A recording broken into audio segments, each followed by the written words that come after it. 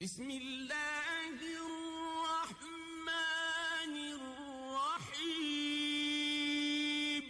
حضرت ابو ہریرہ رضی اللہ تعالیٰ عنہ سے روایت ہے، قال رسول اللہ صلی اللہ علیہ وسلم من توضأ فأحسن وضوءه ثم راح فوجد الناس قد صلوا اعطاه الله مثل اجر من صلاها وحضرها لا ينقص ذلك من اجورهم شيئا۔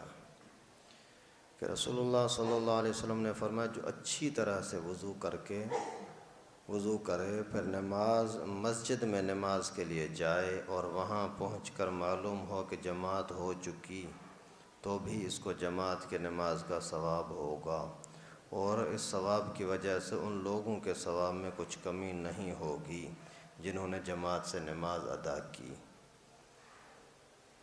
اگر آپ نے کوئی لاپرواہی نہیں کی، سستی نہیں کی، گئے جماعت ہی کے ارادے سے، آپ نے سمجھا کہ شاید 8:15 بجے نماز ہے اور یہاں پہنچے تو 8 بجے نماز ہو چکی تھی، ابھی آپ کو واقعی صدمہ ہوا، پیسے ضائع ہونے سے زیادہ صدمہ ہوا۔ پیسے جانے پر اتنا صدمہ نہیں ہوتا جتنا یہاں ہوا، تو آپ کو مفت میں نماز با جماعت کا ثواب ملے گا۔ لیکن یہ دیہاتی مسئلہ ہے، کراچی کا نہیں ہے۔ کراچی کے اندر ایک مسجد کے اندر جماعت چلی گئی تو دوسری مل سکتی ہے، اس وجہ سے جہاں تک دوسری تیسری مسجد میں پہنچ سکتے ہو تو وہاں پہنچنا ہوگا۔ جہاں مسجد ہے ہی ایک تو وہاں کے لیے یہ مسئلہ ہے۔ فائدہ یہ اللہ کا کس قدر انعام اور احسان ہے کہ محض کوشش اور سعی پر جماعت کا ثواب مل جائے گا۔ گو کہ جماعت بھی نہیں ملی، ثواب مل جائے گا۔ اللہ کی اس دین پر بھی ہم لوگ خود ہی نہ لیں تو کسی کا اور کیا نقصان ہو سکتا ہے، اپنا ہی نقصان ہے۔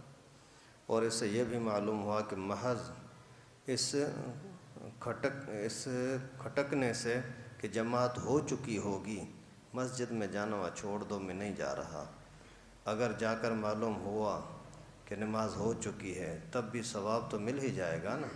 البتہ اگر پہلے سے یقیناً معلوم ہو جائے کہ جماعت ہو چکی ہے تو پھر کوئی مضائقہ نہیں ہے۔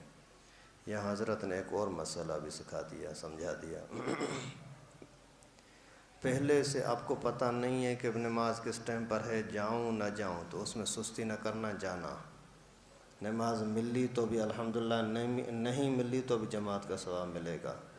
لیکن ویسے ہی یار پتہ نہیں شاید نماز ہو گئی ہوگی، چھوڑو میں نہیں جاتا، تو یہ اپنے آپ کو محروم کرنے والی بات ہے۔